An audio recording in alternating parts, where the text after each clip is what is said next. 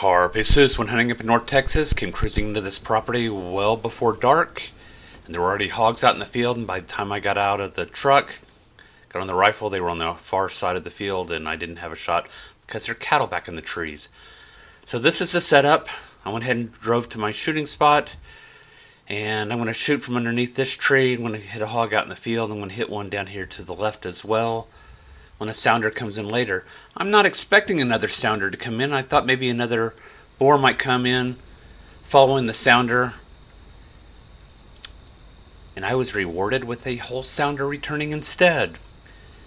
I've been watching them for about 10 minutes at this point. They're slowly making their way across the field. When I first saw them, I should have entered the field and anticipated where they were going, but I've done that before and guessed wrong, so I'm on the outside of a fence, and they're not getting any closer. Tonight I'm going to be shooting my Fusion Thermal Avenger 55 XR thermal weapon sight. I'm going to be shooting a TX-15 multi-purpose carbine enhanced from Lone Star Armory. This rifle has been great. I've been using it for about 3 years. I've got about 6,000 to 7,000 rounds through it, and I really like it. I'm going to be shooting Maker tipped Rex 95 grain bullets loaded by Druid Hill Armory in the Starline brass.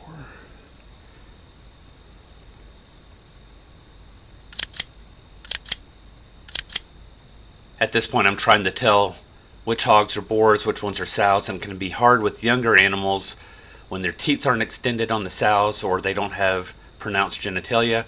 So I'm going to line up with these two hogs. I connect with that one, miss with the second shot, miss with the third shot that's high, so I'm going to wait for it to slow down and drop it with a nice headshot. And now the other hogs are up in the trees, and that's a no-shoot situation because of the cattle there earlier. Now, I've had people ask me how I get my distances on the hogs since I don't use a laser rangefinder. I use an app on my phone. It's called Map Measure Light. There's lots of apps. You drop a pin, you go out to where the hog is down, you take a measurement, it gives you the distance. Easy peasy. Brass Catcher by Tactical Brass Recovery.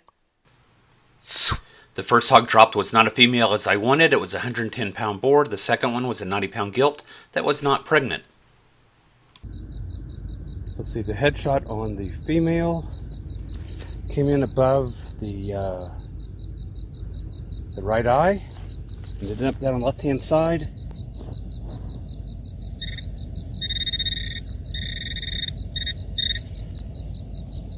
I can actually feel it right here. I'm going to cut it out. I cut a divot out of the skin with my Odin Wolf knife, and you can see the base of the bullet there on the right-hand side. And right next to it, as indicated by the metal detector, was another fragment, and this is one of the petals. The other two petals were probably lost going through the skull somewhere. The bullet entered above the right eye, went through the frontal bone, went through the brain, exited the occipital down the neck into the thoracic cavity, breaking one rib before being stopped underneath the skin on the opposite side with about 14 inches of penetration.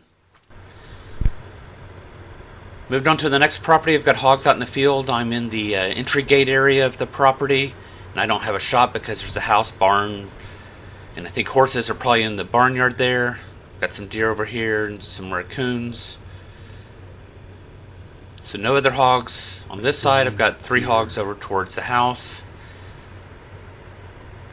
And what I need to do is change my angle on them. I could have gone around the barn and the house and come around out behind the barn and been shooting back in this direction, which would have been great. The only problem is it would have taken me about 10 minutes and I would have been out of sight of the hogs for 10 minutes.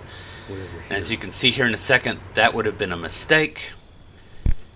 Less than 10 minutes later, the hogs are on the move. I've gotten over the fence, and now this one's moved into an area where I can shoot.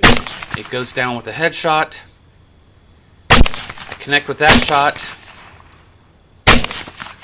And I might have connected with the third shot, but this hog runs. I'm not seeing enough hogs lately, and I'm a little rusty on my runners. And there it goes to the neighbor's property. The one hog that was down turned out to be a 130-pound boar.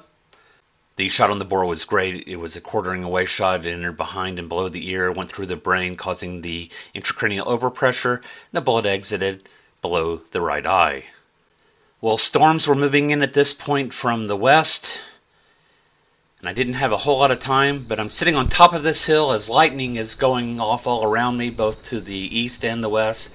And I've been watching this hog in the woods for about 10 minutes, and I couldn't tell it was a hog because it was in and out of the foliage, and I would only get glimpses of it, and I couldn't identify what animal it was. Finally decided the way that it was moving, it was probably a hog, so I head down in the pasture. I follow it down the creek bottom in one direction, and eventually I end up following it in the other direction. I probably should have shot it here through the foliage, but if this hog ended up running, there isn't any way that I'm going to be going after a hog, a wounded hog, down in the creek bottoms after dark. So I needed this to be an absolute kill shot. DRT dead right there, dropped in place, and I just wasn't getting that shot opportunity.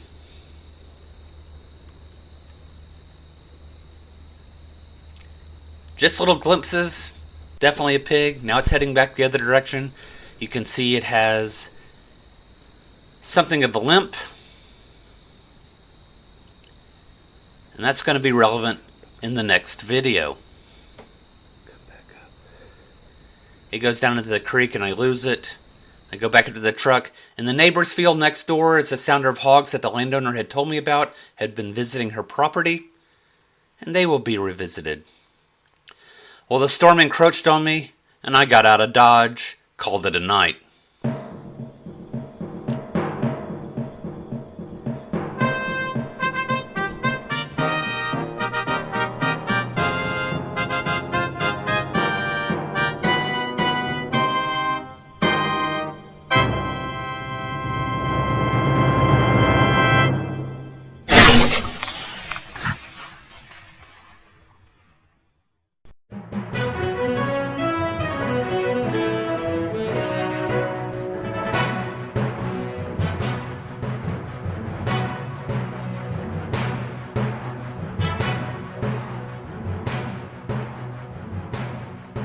Carpe sus, my friends.